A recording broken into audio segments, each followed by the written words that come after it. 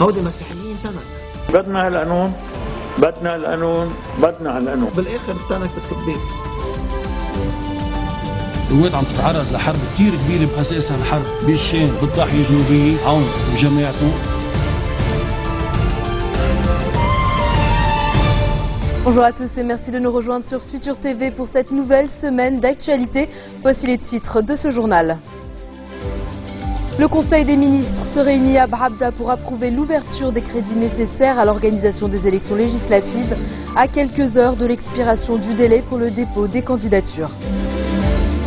Sur le plan sécuritaire, un calme précaire règne à Tripoli après un week-end de combats meurtriers.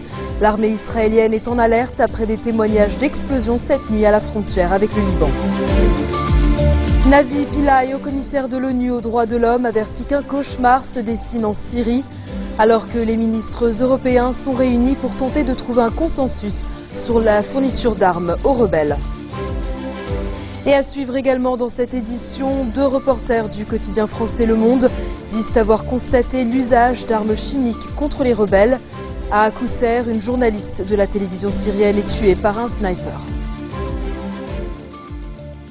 C'est aujourd'hui à minuit qu'expire le délai de dépôt des candidatures pour les élections législatives prévues le 16 juin sur la base de la loi de 1960. Le Conseil des ministres se réunit d'ailleurs dans une vingtaine de minutes pour approuver l'ouverture des crédits nécessaires à l'organisation du scrutin et nommer la commission de supervision des élections. Plusieurs personnalités politiques ont donc présenté leur candidature à quelques heures de l'expiration du délai.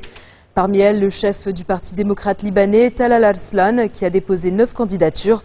Le chef du Parti démocratique arabe, Refat Ali Aïd, a également soumis sa candidature, ainsi que l'ancien vice-président du Parlement, Eli Ferzleh, le ministre sortant de la Culture, Gabi Layoun, et le neveu de l'ancien président, Nasri Lahoud. Pour sa part, le parti Kataeb, un des piliers de la coalition du 14 mars, annoncera cet après-midi sa décision de soumettre ou pas ses candidatures aux prochaines législatives.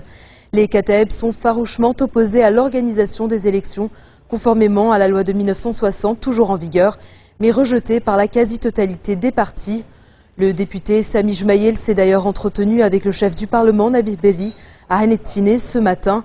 Aucune déclaration n'a été faite au terme de cette réunion.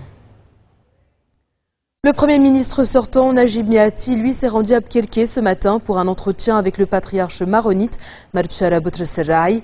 Il n'a fait aucune déclaration à l'issue de sa rencontre avec le chef de l'Église, qui, lui, n'est pas opposé à une prorogation du mandat du Parlement qui expire le 20 juin, mais à condition qu'il y ait au préalable un consensus sur une nouvelle loi électorale. L'entretien Rahim Mikati a eu lieu avant une réunion entre le patriarche et le chef de l'État, Michel Sleiman, au palais de Brabda, où il a également été question des législatives.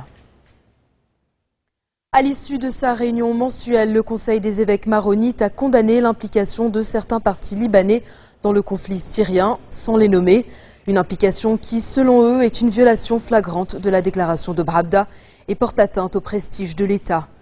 Réunis à Abqirke sous l'égide du patriarche maronite, les prélats ont par ailleurs appelé à l'adoption d'une nouvelle loi électorale qui garantisse l'égalité et renforce la coexistence. Ils ont également rejeté toute prorogation du mandat du Parlement actuel avant un consensus sur une nouvelle loi. Le moufti de la République a lui aussi appelé à l'adoption rapide d'une nouvelle loi électorale, rejetant toute prorogation du mandat du Parlement. Lors d'un point de presse, Cheikh Mohamed Rachid Kabbani s'est exprimé en faveur d'une loi qui doit assurer une représentation juste de toutes les communautés, principalement des chrétiens. Une loi qui constituerait un pas vers un changement dans la vie politique et un changement des figures politiques. Cheikh Kabbani a appelé Nabih Berri à déployer davantage d'efforts pour l'adoption d'une nouvelle loi.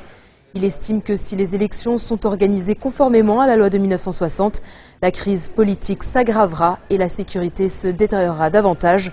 Le chef spirituel de la communauté sunnite a par ailleurs critiqué le retard pris dans la formation du gouvernement. Des avions israéliens ont survolé plusieurs secteurs du Liban Sud à moyenne altitude ce lundi jusqu'à la ville côtière de Tyr. Ces survols interviennent alors que Tsahal a lancé une enquête sur des explosions intervenues cette nuit à la frontière libano-israélienne. Des habitants de Methoula, près de la frontière avec le Liban, ont rapporté avoir entendu des explosions. Des soldats ont fait des recherches sur place et n'ont pour le moment rien trouvé.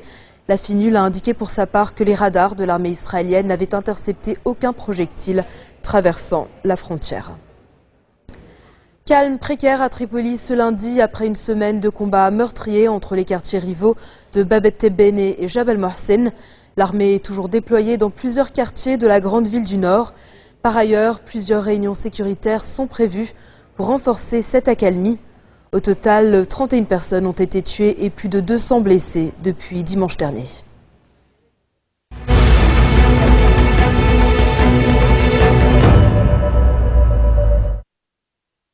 C'est un véritable cauchemar qui se dessine en Syrie. Navi Pillay, haut commissaire de l'ONU aux droits de l'homme, tire la sonnette d'alarme. S'exprimant à l'ouverture de la 23e session du Conseil, elle a dit craindre que la communauté internationale ne réussisse pas à remplir ses obligations fondamentales envers les victimes. Si la Syrie est déjà frappée par une catastrophe humanitaire, politique et sociale, Navi Pillay a affirmé avoir encore l'espoir que la communauté internationale mène des actions tangibles pour arrêter l'escalade des souffrances et des effusions de sang. Et en l'absence de position commune sur l'avenir de la Syrie, chaque État membre de l'Union européenne pourra appliquer sa propre politique en ce qui concerne l'embargo sur les armes. C'est ce qu'a déclaré William Hague, chef de la diplomatie britannique, avant un conseil des ministres des Affaires étrangères de l'Union européenne. Selon lui, les 27 doivent être prêts à amender leur embargo pour dire clairement au régime de Damas qu'il doit négocier. Depuis des mois, Londres et Paris réclament un allègement de l'embargo européen sur les armes pour pouvoir soutenir de façon plus efficace les rebelles qui tentent de renverser Bachar el-Assad. Mais des pays comme l'Autriche, la Suède ou encore la Finlande s'y opposent, de peur que ces armes tombent aux mains d'islamistes radicaux et alimentent davantage l'instabilité régionale. Alors que les préparatifs s'accélèrent en vue de la tenue d'une conférence internationale de la paix à Genève, l'opposition syrienne expose encore ses divisions. Au terme de 4 jours de débat à Istanbul, la coalition nationale syrienne n'a proposé que 5 sièges au bloc libéral de Michel Kilo, soutenu par des pays occidentaux et arabes. Forte de 60 membres, la CNS a refusé de lui attribuer 22 nouveaux sièges. Résultat, le secrétaire général Mostafa Sabbar, soutenu par le Qatar, et la frange dominée par les frères musulmans conservent ainsi le contrôle de la CNS. Les forces de Bachar el-Assad font usage d'armes chimiques dans la région de Damas. C'est ce que rapporte le quotidien Le Monde dans son édition de ce lundi. Un reporter et un photographe du journal Le Français ont accompagné les rebelles syriens sur place pendant plusieurs semaines et affirment avoir constaté par eux-mêmes les effets de l'usage de gaz toxiques par les troupes syriennes. La gravité des cas, leur multiplication, la tactique d'emploi de telles armes montrent qu'il ne s'agit pas de simples gaz lacrymogènes utilisés sur les fronts, mais de produits d'une autre classe, bien plus toxiques. Les médecins soupçonnent notamment l'utilisation de gaz sarin. Le régime syrien et les rebelles s'accusent mutuellement d'utiliser de telles armes. Barack Obama a fait de l'usage d'armes chimiques une ligne rouge à ne pas franchir par le régime de Damas, sous peine d'une réaction des États-Unis. Et toujours sur le terrain, une journaliste de la chaîne syrienne d'information en continu, Al-Ikhbariyya, a été tuée près de Qousseir. Cette ville de l'ouest de la Syrie est le théâtre de violents combats depuis plus d'une semaine. Avant ce décès, Reporters sans frontières avait recensé 23 journalistes tués depuis le début du conflit en Syrie en mars 2011 et au moins 58 citoyens journalistes.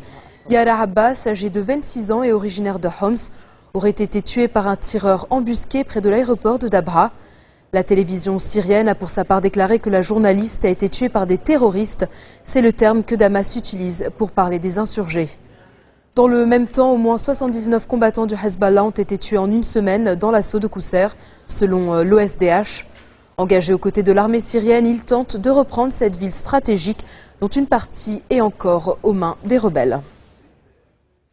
Et puis Ban Ki-moon est profondément inquiet face au rôle grandissant du Hezbollah dans la guerre civile en Syrie. Le secrétaire général de l'ONU a appelé tous les pays et groupes à cesser de soutenir la violence en Syrie et à redoubler d'efforts pour empêcher un débordement du conflit à d'autres pays, notamment le Liban. Il s'est par ailleurs dit extrêmement préoccupé par le conflit qui s'intensifie, en particulier autour de la ville rebelle de Qousseir. Dans un instant, nous ferons le point sur la 66e édition du Festival de Cannes.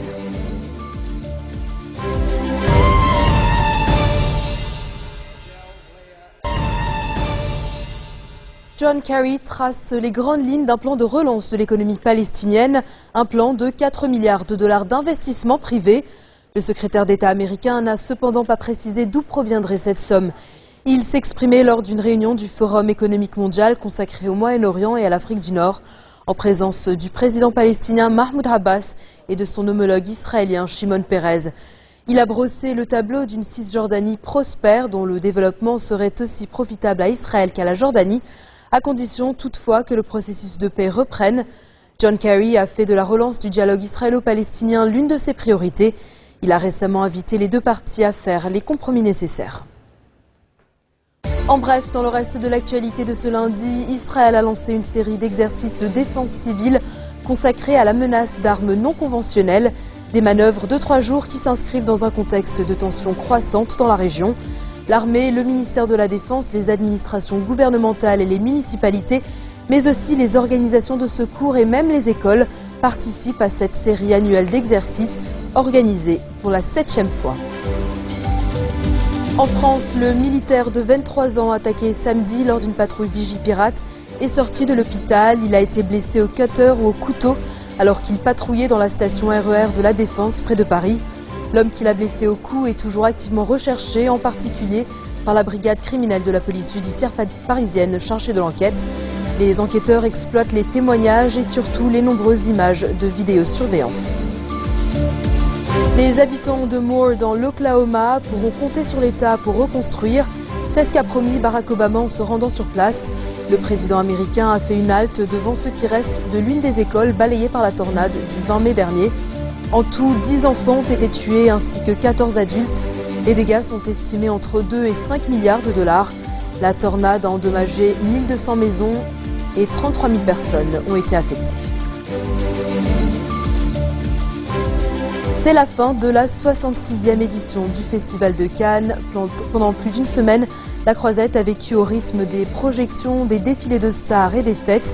C'est le film d'Abdellatif Kechiche, La vie d'Adèle, qui a remporté la Palme d'Or de cette édition. Un film qui a séduit Steven Spielberg et le jury de Cannes pour la délicatesse avec laquelle il traite une passion amoureuse entre deux adolescentes. Entouré de ses actrices, Adèle Exarchopoulos et Léa Seydoux, le réalisateur tunisien a dédié ce prix aux jeunesses de France et de Tunisie. Le prix d'interprétation féminine est revenu à la franco-argentine Bérénice Bejo pour Le passé de l'Iranien Asghar Farhadi. À 36 ans, Bérénice Bejo a le vent en poupe après son César pour le film oscarisé The Artist. C'est la fin de ce journal. Tout de suite, le rappel des titres qui ont marqué l'actualité de cette journée. Le Conseil des ministres se réunit à Barabda pour approuver l'ouverture des crédits nécessaires à l'organisation des élections législatives, à quelques heures de l'expiration du délai pour le dépôt des candidatures. Sur le plan sécuritaire, un calme précaire règne à Tripoli après un week-end de combats meurtriers. L'armée israélienne est en alerte après des témoignages d'explosions cette nuit à la frontière avec le Liban. Navi Pillay, haut commissaire de l'ONU aux droits de l'homme, avertit qu'un cauchemar se dessine en Syrie, alors que les ministres européens sont réunis pour tenter de trouver un consensus sur la fourniture d'armes aux rebelles. Et puis 2 reporters du quotidien français Le Monde disent avoir constaté l'usage d'armes chimiques contre les rebelles. À Kousser, une journaliste de la télévision syrienne est tuée par un sniper. Merci de votre attention. Retrouvez-nous tous les jours à 16h40 heure de Beyrouth. Vous pouvez également nous suivre en ligne et en direct au www.futurtvnetwork.com ou en téléchargeant gratuitement notre nouvelle application mobile Futur TV Lebanon. Excellente suite de programmes sur notre antenne et bonne soirée. هودي مسيحيين تنك بدنا هالقانون، بدنا القانون، بدنا هالقانون. بالاخر التنك بتكبيك. الكويت عم تتعرض لحرب كتير كبيرة بأساسها الحرب بالشام بالضاحية الجنوبية عون وجماعته